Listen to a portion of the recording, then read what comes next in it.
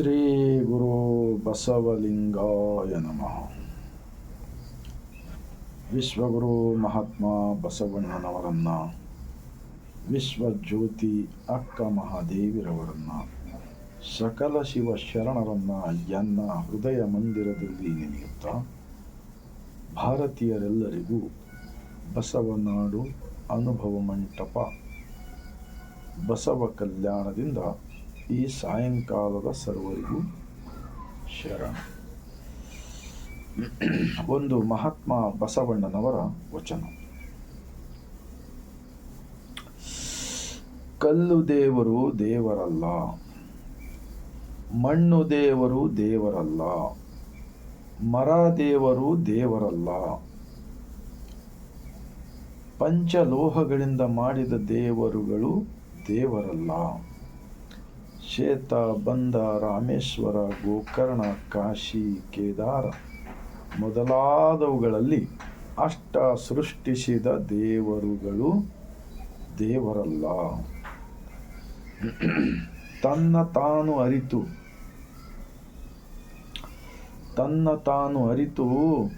ತಾನು ಯಾರು ಎಂದು ತಿಳಿದರೆ ತಾನೇ ದೇವನೋಡ ಅಪ್ರಮಾಣ ಕೂಡಲ ಸಂಗಮ ದೇವ. ಈ ವಚನ ಇಡೀ ಭಾರತ ದೇಶಾದ್ಯಂತ ಇದರ ಬಗ್ಗೆ ಚಿಂತನೆ ನಡೆಯಬೇಕಂತೇಳಿ ಒಂದು ವಿನಂತಿ. ಇನ್ನೊಂದು ಬಸವಣ್ಣನವರ ವಚನ.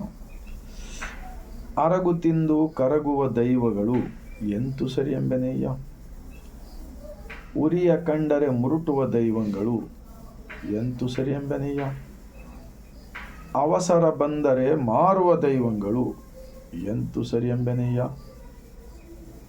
ಅಂಜಿಕೆಯಾದರೆ ಹೂಳುವ ದೈವಗಳು ಎಂತು ಸರಿ ಎಂಬೆನೆಯ್ಯ,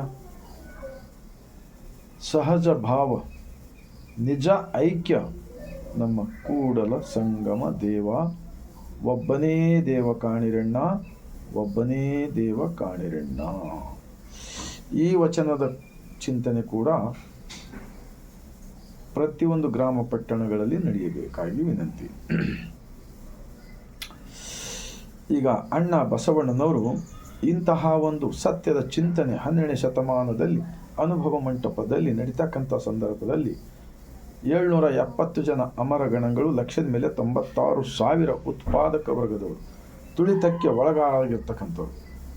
ಅವತ್ತಿನ ದಿವಸ ಈ ಮನುವಾದಿಗಳು 5 ವರ್ಗಗಳನ್ನು ಮಾಡಿದರು. ಬ್ರಾಹ್ಮಣ್ಯ, ಕ್ಷತ್ರಿಯ, ವೈಶ್ಯ, ಶೂದ್ರ, ಪಂಚಮ. ಈ ಥರ ಮಾಡಿ ಜನರಿಗೆ ಶೋಷಣೆ ಮಾಡ್ತಕ್ಕಂಥದ್ದನ್ನು ಕಂಡು ಬಸವಣ್ಣನವರು ಇಂತಹ ಒಂದು ಕ್ರಾಂತಿಕಾರಿ ವಿಚಾರಗಳು, ಸತ್ಯದ ವಿಚಾರಗಳು ಅರಿತುಕೊಂಡು ಆತ್ಮಸಾಕ್ಷಿಯಿಂದ ಶುದ್ಧ ಮನಸ್ಸನ್ನು ಇಟ್ಟುಕೊಂಡು ಸರ್ವರ ಕಲ್ಯಾಣ ಬಯಸಿದಕ್ಕಂಥ ವಚನಗಳನ್ನು ಕೊಟ್ಟಿದ್ದಾರೆ ನಮ್ಮ ಶರಣರು. ಅಂತಹ ಸಂದರ್ಭದಲ್ಲಿ ಈ ಕೆಟ್ಟ ಮನಸ್ಸು ಉಳ್ತಕ್ಕಂಥ ಒಂದು ಸ್ವಾರ್ಥಿಗಳಿಂದ ಅವತ್ತ ಕಲ್ಯಾಣದಲ್ಲಿ ಬಸವಾದಿ ಶರಣರ ವಚನಗಳನ್ನು ಸುಟ್ಟಿದ್ದಾರೆ. ಮತ್ತು ಶರಣರ ಹತ್ಯೆಗಳನ್ನು ಆಗಿದೆ ಅಂತಕ್ಕಂಥದ್ದು ನಾವು ವಚನಗಳಲ್ಲಿ ನಾವು ಅರ್ಥ ಮಾಡಿಕೊಳ್ತಾ ಇದ್ದೀವಿ. ಇನ್ನೊಂದು ಬಸವಣ್ಣನವರ ವಚನ. ಆ ಸಂದರ್ಭದಲ್ಲಿ ಎಷ್ಟೊಂದು ಧೈರ್ಯ ಮಾಡಿದೆ ಅಂತಕ್ಕಂಥದ್ದು ನಾವು ಅರ್ಥ ಮಾಡಿಕೊಳ್ಳಬೇಕು. ಇವತ್ತು ಭಾರತೀಯರಾದ ಪ್ರತಿಯೊಬ್ಬರು ಬಸವಣ್ಣನವರು ಆ ಸಂದರ್ಭದಲ್ಲಿ ಬರೆದಿರ್ತಕ್ಕಂಥ ವಚನವಿದೆ.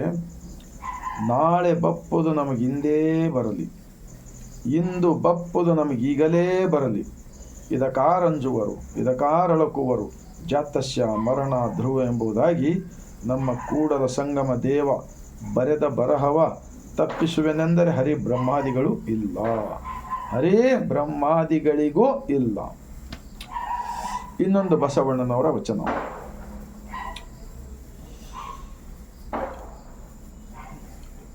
ಧೃತಿಗೆಟ್ಟು ಅನ್ಯರ ಬೇಡದಂತೆ, ಮತಿಗೆಟ್ಟು ಪರರ ಹೊಗಳದಂತೆ, ಪರ ಸತಿಯರ ರತಿಗೆ ಮನಹಾರದಂತೆ, ಶಿವ ಪಥವಲ್ಲದವರೊಡನಾಡದಂತೆ, ಅನ್ಯ ಜಾತಿಯ ಸಂಗಮ ಮಾಡದಂತೆ ನನ್ನ ಪ್ರತಿಪಾದಿಸು ಕೂಡಲ ಸಂಗಮ ದೇವ. ಈ ವಚನ ಏನು ಹೇಳಿಕೊಡುತ್ತದೆ? ಇವತ್ತು ಧರ್ಮದ ಬಗ್ಗೆ, ದೇವರ ಬಗ್ಗೆ, ದೇಶಭಕ್ತಿ ಬಗ್ಗೆ ಮಾತಾಡ್ತಾರಲ್ಲ, ಈ ವಚನಗಳನ್ನು ಸ್ವಲ್ಪ ಆತ್ಮಾವಲೋಕನ ಮಾಡಿಕೊಳ್ಳಬೇಕಾಗಿ ವಿನಂತಿ. ಬಸವಣ್ಣನವರು ಎಷ್ಟೊಂದು ಸಮಸ್ಯೆಗಳಿಗೆ ಎದುರಿಸಿದರಂತಕ್ಕಂಥ ನಮಗೆ ಅನೇಕ ವಚನಗಳಲ್ಲಿ ಸಿಗುತ್ತವೆ. ಇವಾಗ ನಾನು ಹೇಳಿರ್ತಕ್ಕಂಥ ವಚನ ಏನಿದೆ ಅಂದರೆ, ನಾಳೆ ಬಪ್ಪದು ನಮಗೆ ಹಿಂದೆ ಬರಲಿ, ಇಂದು ಬಪ್ಪದು ಈಗಲೇ ಬರಲಿ ಅಂತೇಳಿ ಯಾವ ಕಾರಣಕ್ಕಾಗಿ ಬರೆದಿರ್ಬೋದು. ನಾವು ಆತ್ಮ ಅವಲೋಕನ ಮಾಡಿಕೊಳ್ಳಬೇಕು. ಇಂತಹ ಅನೇಕ ವಚನಗಳನ್ನು ಬರೆದಿದ್ದಾರೆ ಬಸವಣ್ಣನವರು. ಇನ್ನೊಂದು ಬಸವಣ್ಣನವರ ವಚನ, ಎನೀಶೆಂದರೆ ನಾನು ಧೃತಿಗಡನಯ್ಯ, ಎಲು ದುರಿದು ನರ ಹರಿದು ಕರಳು ಕುಪ್ಪಳಿಸಿದೊಡೆ ನಾನು ಧೃತಿಗಡನಯ್ಯ, ಶಿರ ಹರಿದು ಅಟ್ಟಿ ನೆಲಕ್ಕೆ ಬಿದ್ದರೆ ಈ ನಾಲಿಗೆ ಕೂಡಲ ಸಂಗ ನಿನಗೇ ಶರಣೆನ್ನುತ್ತಿದ್ದಿತಯ್ಯ, ನಿನಗೇ ಶರಣೆನ್ನುತ್ತಿದ್ದಿತಯ್ಯ. ಇಂತಹ ಅನೇಕ ವಚನಗಳನ್ನು ಅವತ್ತಿನ ದಿವಸ ಬರೆದಿರ್ತಕ್ಕಂಥ ವಚನಗಳಿವೆ. ಇವತ್ತು ಈ ಪಟ್ಟಭದ್ರ ಹಿತಾಸಕ್ತಿಗಳು, ಈ ಸ್ವಾರ್ಥಿಗಳು, ಈ ಮನುವಾದಿಗಳು, ಈ ಕುತಂತ್ರವಾದಿಗಳು, ಈ ಷಡ್ಯಂತ್ರವಾದಿಗಳು ಸತ್ಯವನ್ನು ಮರೆಮಾಸ್ತಕ್ಕಂಥದ್ದು ನಾವು ನೋಡ್ತಾ ಇದ್ದೀವಿ.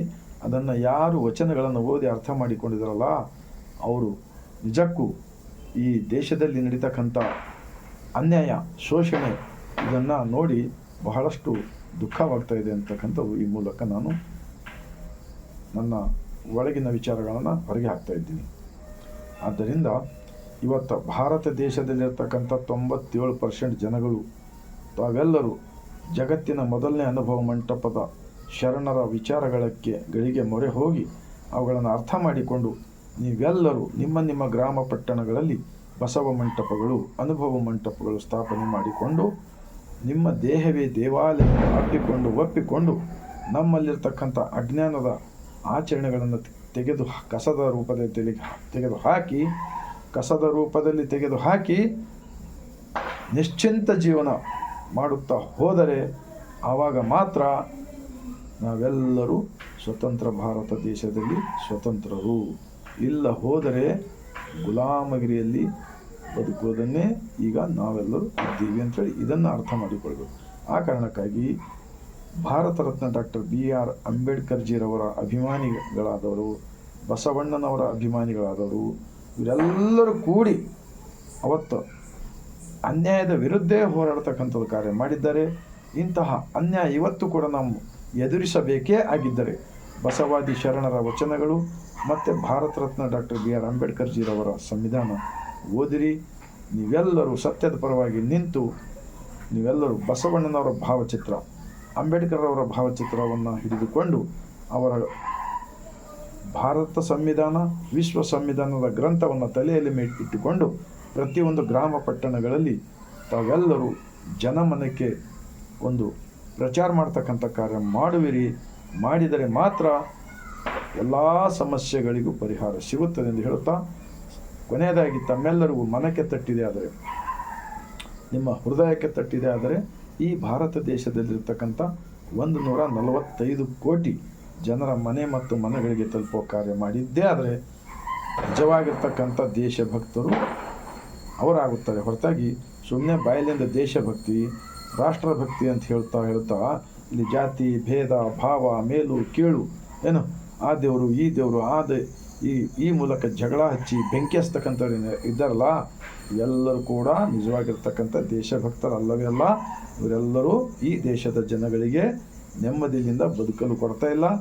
ಈ ನೆಮ್ಮದಿಯಿಂದ ಬದುಕಬೇಕಾಗಿದ್ದೇ ಆದರೆ ಸತ್ಯದ ಪರವಾಗಿ, ಸತ್ಯದ ತತ್ವದ ಪರವಾಗಿ ಸ್ವಲ್ಪ ತ್ಯಾಗ ಮಾಡಿದರೆ ಮಾತ್ರ ಎಲ್ಲರಿಗೂ ಕಲ್ಯಾಣವಾಗಲಿದೆ ಎಂದು ಹೇಳುತ್ತಾ, ಮತ್ತೊಮ್ಮೆ ಈ ಸಾಯಂಕಾಲದ ಬಸವಾದಿ ಶರಣರ ವಚನಗಳೊಂದಿಗೆ ನಾನು ಕೊನೆಯದಾಗಿ ಬಾಗಿದ ತಲೆ ಮುಗಿದ ಕೈಲಿಂದ ಶರಣೆಯನ್ನು ಹೇಳುತ್ತಾ, ನನ್ನ ಈ ವಿಚಾರ ಶರಣರ ಅನುಭವದ ವಚನಗಳ ವಿಚಾರವೇ ಇದೆ.